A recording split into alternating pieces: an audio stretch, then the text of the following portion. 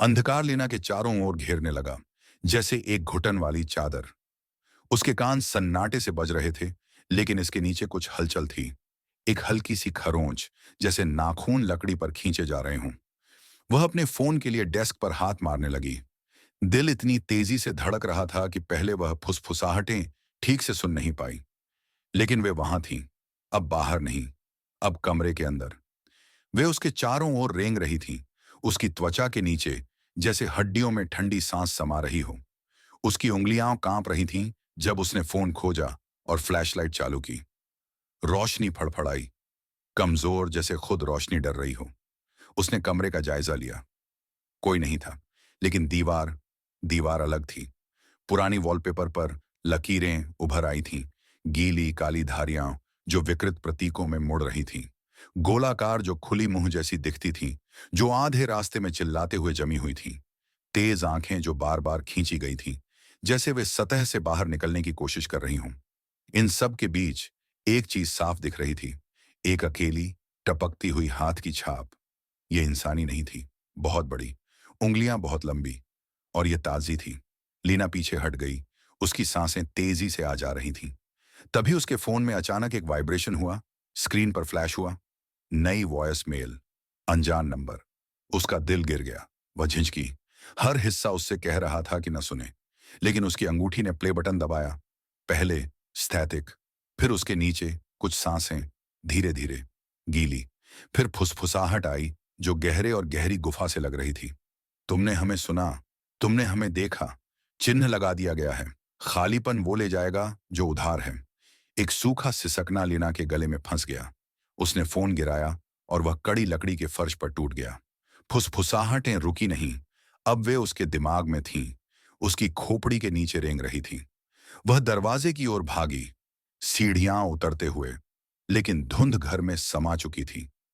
यह फर्श की लकड़ी की रेखाओं के साथ रेंग रही थी, जैसे जिंदा कागज के तंतु उसके टखनों के चारों ओर लिपटी हुई, जैसे ठंडी हाथ उसे खींच रहे हों। उसने झटका दिया और सामने का दरवाजा खींचा। बाहर दुनिया गायब हो चुकी थी। कोई घर नहीं, कोई आकाश नहीं, सिर्फ धुंध, घनी, अनंत, घुटन भरी, और उसमें आकृतियां हिलती हुई।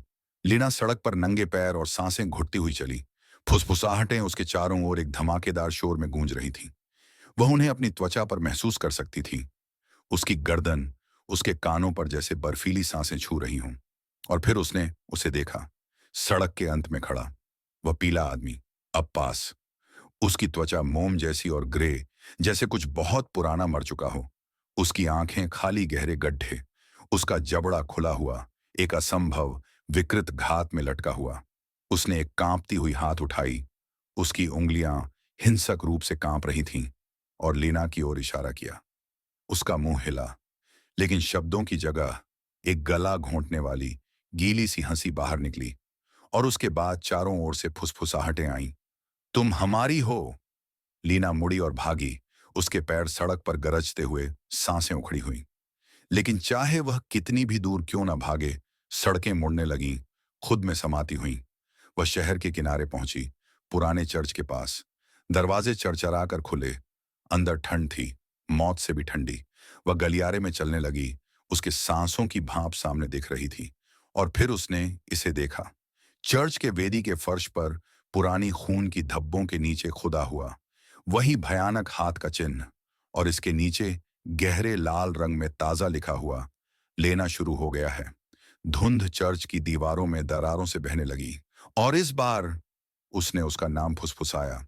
धुंध चर्च में धुएं की तरह समाने लगी। लीना वेदी से पीछे हटने लगी। उसका दिल उसकी पसलियों के खिलाफ धड़क रहा था। फुसफुसाहटें अब दूर दूर नहीं थीं, वे चर्च के अंदर थीं, हर दरार में समा रही थीं, सीलिंग पर अनदेखी सांपों की तरह घूम रही थीं, और वे उसका नाम पुकार रही थीं।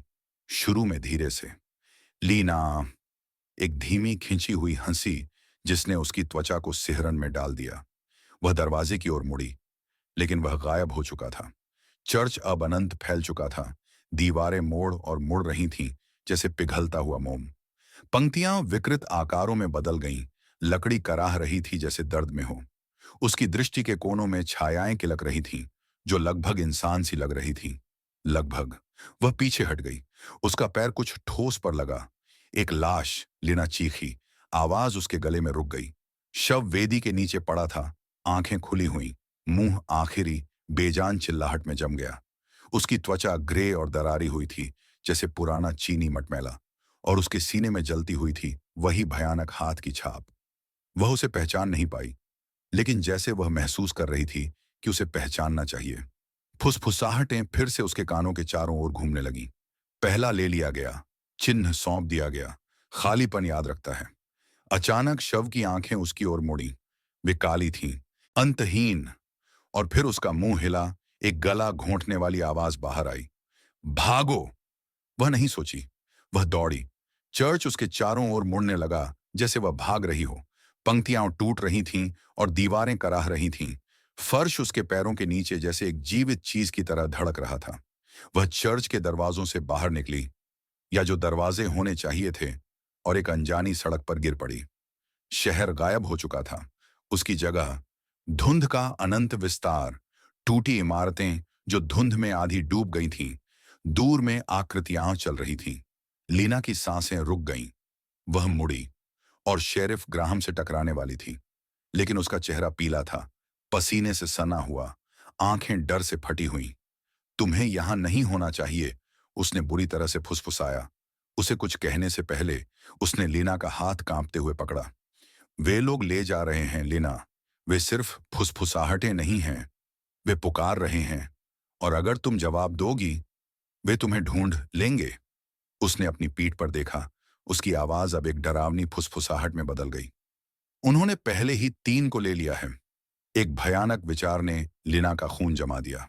कौन? शेरिफ ग्राहम का चेहरा मुरझा गया। तुम्हारे पिता पहले थे। लीना की घुटने उसकी जगह पर ढह गई। उसे तो कभी अपने पिता की कब्र पर जाने का मौका भी नहीं मिला। तभी शेरिफ का रेडियो छिड़पाया, शांति में चीरते हुए। एक आवाज दूसरी ओर से, डर और पैनिक से भरपूर। मदद! वे धुंध में हैं, वे इंसान नहीं हैं।